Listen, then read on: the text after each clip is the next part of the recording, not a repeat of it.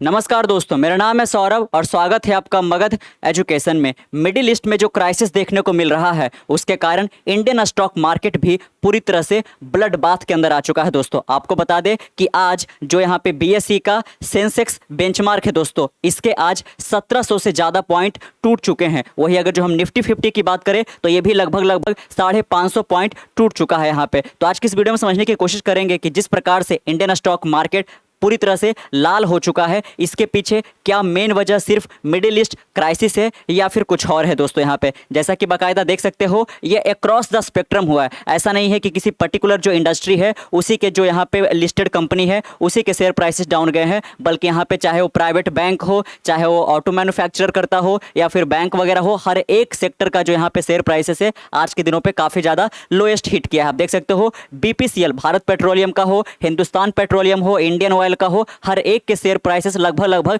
4% से आज यहाँ पे टूट चुके थे। दोस्तों यहाँ पे सेंसेक्स, निफ्टी, हर एक और यहाँ पे एक तरीके से कह लीजिए कि यहाँ पे ब्लड बाथ असर रखा था। यहाँ पे पूरी तरह से यहाँ जो स्टॉक मार्केट है आज पूरा वो लाल लाल सा हो चुका था। यहाँ पे कल तो यहाँ पे गांधी जयंती के दिन छुट्टी था, लेकिन यहाँ पे पूरी तरह से संभावनाएं आ रही थी जिस प्रकार से यहाँ पे पहले केवल इजराइल ही यहाँ पे लेबनान के अंदर या फिर हमास के ऊपर अटैक किया जा रहा था दोस्तों, लेकिन जिस प्रकार से हिजबुल्लाह के जो चीफ है नसरल्लाह, इनका जब डेथ हुआ और उसके बाद से यहाँ पे ईरान ने रिटेलिएट किया, 100 ऑफ मिसाइल जब फायर किया इजराइल के ऊपर, इसके बाद यहाँ पे जो मिडिल ईस्ट है वो पूरी तरह से क्राइसिस के अंदर जा चुका था यहाँ पे। और इसकी पूरी संभावनाएं लगाई जा रही थी कि अब यहाँ पे वर्ल्ड वॉर 3 होने को जा रहा है दोस्तों। और जब ऐसा माहौल यहाँ पे बनता है, जब इस प्रकार का वॉर का सिनेरियो बनता है, तो जो लोग हैं वो काफ़ी ज़्यादा एक तरीके से कहिए कि फियर ट्रिगर्ड हो जाते हैं और इसको लेकर जहाँ पे वो रिस्की एसेट में अपने पैसे लगा रखे होते हैं वहाँ से वो पैसे निकाल कर यहाँ पे जो सेफ एसेट है दोस्तों, जैसे कि गोल्ड वगैरह में है, यहाँ पे वो लगाना शुरू कर देते हैं यहाँ पे। और आप जानकर चौंक जाओगे कि जो यहाँ पे बीएसई है, जो निफ्टी है और तमाम तरीके के जो बैंक का शेयर प्राइसेस है वो डाउन जरूर गया था, लेकिन एट द सेम टाइम जो यहाँ पे गोल्ड का प्राइसेस है वो ऑल टाइम हाई को टच किया है। 78,000 पर 10 ग्राम आप कह लीजिए कि गोल्ड का प्राइस ट्रेड हो रहा है। बाकायदा आप यहाँ पे देख सकते हो कि आज के दिनों पे जो बीएसई है, जो कि यहाँ पे जिसका बेंचमार्क है सेंसेक्स, तो थोड़ा सा यहाँ पे भी गौर करिएगा कि बॉम्बे स्टॉक एक्सचेंज का एक बेंचमार्क है जिसका नाम क्या है, सेंसेक्स, जो कि यहाँ पे टॉप 50 लिस्टेड कंपनी, टॉप 50 जो बीएसई पे लिस्टेड कंपनी है उसका एक एग्रीगेट वैल्यू बताता है दोस्तों। और देख सकते हो आप बाकायदा आज 1769 पॉइंट यहाँ पे लगभग 2% से आज टूट चुका था यहाँ पे। वही अगर जो हम निफ्टी 50 की बात करें, यहाँ पे ये एनएससी का, नेशनल स्टॉक एक्सचेंज का टॉप 50 यहाँ पे कंपनी का एग्रीगेट वैल्यू बताता है दोस्तों। और आप जानकर चौंक जाओगे कि आज जो निफ्टी 50 में टॉप 50 लिस्टेड जो कंपनी है वो सारे के सारे आज रेड के अंदर देखे गए थे और बाकायदा 546 पॉइंट है, ये भी 2% के करीब यहाँ पे टूट चुका था। और लगभग हर एक शेयर प्राइस 2% से तो आज यहाँ पे नीचे गए ही थे। और आपको बता दें कि जो बॉम्बे स्टॉक एक्सचेंज के ऊपर जितने भी लिस्टेड कंपनी है, इनका जो टोटल कैपिटलाइजेशन है दोस्तों वो आज 10 लाख करोड़ से वाइप आउट हो गया और महज अभी कितना बचा हुआ है, तो 465 करोड़ दोस्तों। यहाँ पे आप बाकायदा देख सकते हो कि ईरान इजराइल कॉन्फ्लिक्ट का इस पर डायरेक्ट असर पड़ा है, क्योंकि मिडिल ईस्ट एक बहुत बड़ा यहाँ पे ऑयल और नेचुरल गैस का एक्सपोर्टर है।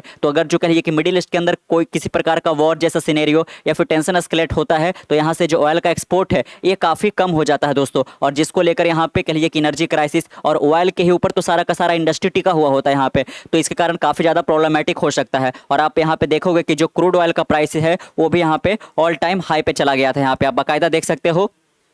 कि पहले ये 72 था जो कि 75 हो गया है और आगे आने वाले दिनों में अगर जो यहाँ पे ये वॉर है और ज़्यादा एस्केलेट करता है तो ये 80 और 80 के बाद यहाँ पे 90 तक जा सकता है दोस्तों, जिसके कारण जो ट्रांसपोर्टेशन कॉस्ट है वो यहाँ पे बढ़ जाएगा, क्योंकि यहाँ पे ऑयल के प्राइसेस बढ़ेंगे, जो डीजल पेट्रोल है इसका प्राइस बढ़ेगा और जब ट्रांसपोर्टेशन कॉस्ट बढ़ेगा तो हर एक चीज़ का जो दाम है वो भी यहाँ पे महंगा हो जाएगा दोस्तों। यहाँ पे तो काफ़ी ज़्यादा एक तरीके से कह लीजिए कि यहाँ पे हर एक देश का जो इकोनॉमी है वो भी यहाँ पे इम्पैक्ट पड़ने वाला है, आप देख सकते हो। और इंडिया जैसे देश में जहाँ एक तरीके से कह लीजिए कि हमारे पास नेचुरल रिसोर्स के रूप में ऑयल और नेचुरल गैस बिल्कुल भी नहीं है यहाँ पे, और हम पूरी तरह से जो ऑयल है उसको इंपोर्ट ही करते हैं, मिडिल ईस्ट के ही ऊपर यहाँ पे पूरी तरह से डिपेंडेंट है। For oil importing nation like India this prices high could lead to increase inflationary pressure. आप देख सकते हो इन्फ्लेशन भी हमारे देश का अंदर यहाँ पे बढ़ने वाला है। और आप बाकायदा देखा कि जो ब्रेंट क्रूड ऑयल है इसके प्राइसेस भी यहाँ पे ऑल टाइम हाई पे यहाँ पे जाने की संभावनाएं लगाई जा रही है यहाँ पे। तो अभी कुछ दिनों यहाँ पे इंडियन स्टॉक मार्केट हो या फिर वर्ल्ड के और तमाम जो मार्केट है यहाँ पे आप देखोगे कि एक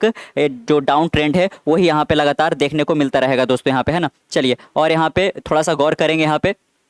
जैसा कि आपने जाना कि जो गोल्ड प्राइस है उसका जो दाम है ऑल टाइम हाई पे चल गया है, क्योंकि जो लोग हैं वो लगातार जो अपने पैसे हैं इंडियन स्टॉक मार्केट से, इक्विटी मार्केट से यहाँ पे, क्योंकि वो थोड़ा सा रिस्की एसेट होता है, वहाँ से निकाल कर ये गोल्ड प्राइसेस में इन्वेस्ट करने लगे हैं दोस्तों। और दूसरा जो यहाँ पे बहुत बड़ा कारण बताया जा रहा है कि जो चाइनीज स्टॉक मार्केट है, जो कि लगातार कुछ सालों से अभी बैड परफॉर्म कर रही थी, या फिर जिस प्रकार से यहाँ पे पिछले 2 सालों के अंदर यूरोप के अंदर रशिया यूक्रेन का वॉर हो, या फिर इसराइल हमास, इसराइल ईरान के बीच में, इसराइल ईरान के बीच में जो ये वॉर एस्केलेट हुआ है, इसके कारण यहाँ पे हर एक स्टॉक मार्केट एक तरीके से डाउन ट्रेंड ही देखने को मिला था। और चाइना का भी जो स्टॉक मार्केट है ये भी यहाँ पे डाउन ही जाया जा रहा था। लेकिन चाइना के गवर्नमेंट के द्वारा कुछ पॉलिसी रिव्यू किया गया, जिसके कारण यहाँ पे बहुत सारे जो इन्वेस्टर है वो इंडियन स्टॉक मार्केट से अपने पैसे निकाल कर वो चाइनीज स्टॉक मार्केट में लगाने लगे। और एट द सेम टाइम यहाँ पे मिडिल ईस्ट के अंदर भी क्राइसिस देखने को मिल रहा है। तो ओवरऑल यहाँ पे जो बहुत सारे जो फॉरेन पोर्टफोलियो वाले इन्वेस्टर होते हैं, क्योंकि इंडिया से बाहर भी कई सारे जो इन्वेस्टर है वो इंडियन स्टॉक मार्केट में एक तरीके से अपने पैसे लगाए हुए होते हैं, लेकिन जब उनको किसी और देश में संभावनाएं मिलती है कि वहाँ से ज़्यादा रिटर्न आ सकता है, वहाँ की गवर्नमेंट, वहाँ का जो सिक्योरिटी मार्केट का जो पॉलिसी वगैरह है उसको थोड़ा सा ईज डाउन किया गया है, तो वहाँ पे वो लगाने लग जाते हैं। तो बहुत सारे जो हांगकांग एक्सचेंज है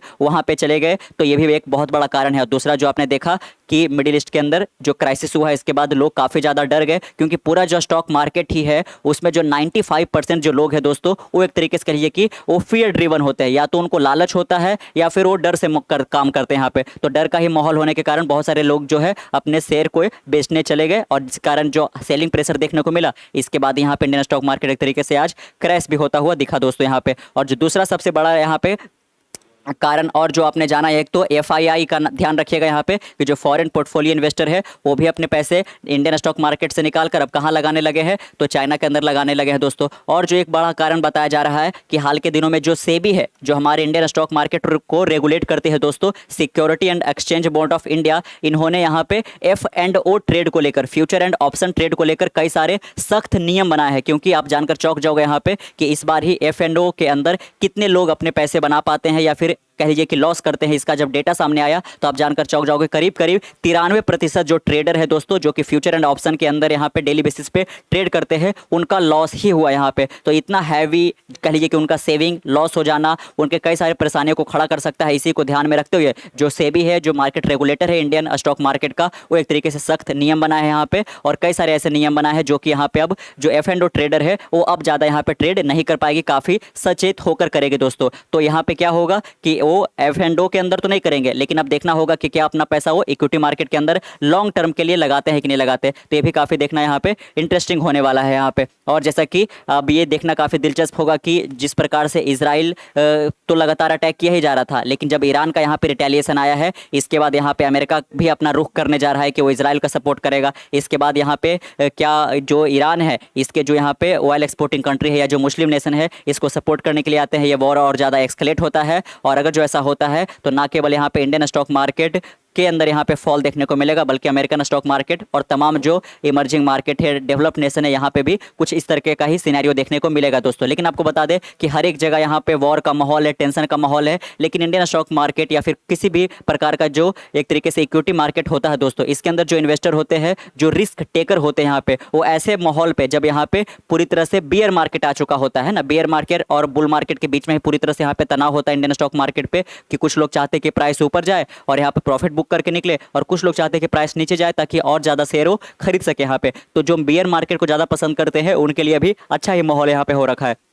कि और ज़्यादा पैसे वो जो है वो इन्वेस्ट कर पाएंगे यहाँ पे, और ज़्यादा ज़्यादा वो शेयर को यहाँ पे अपने पोर्टफोलियो के अंदर होल्ड कर पाएंगे, ताकि आगे आने वाले दिनों में जब कभी भी यहाँ पे शेयर प्राइस बढ़ेगा तो अपना प्रॉफिट बुक करके निकल सकते हैं। आपका इसके ऊपर क्या ख्याल है यहाँ पे? आपको क्या लगता है कि मिडिल ईस्ट के कारण यहाँ पे इंडियन स्टॉक मार्केट है आगे भी इसी तरीके से बैड परफॉर्म करते रहेगी, या फिर यहाँ पे एक बार फिर से कम बैक करेंगे? दोस्तों का जो भी ख्याल है, जो भी ओपिनियन है, नीचे कमेंट बॉक्स में रखिएगा। मिलते हैं कल एक नई वीडियो के साथ, तब तक के लिए कीप बाय बाय।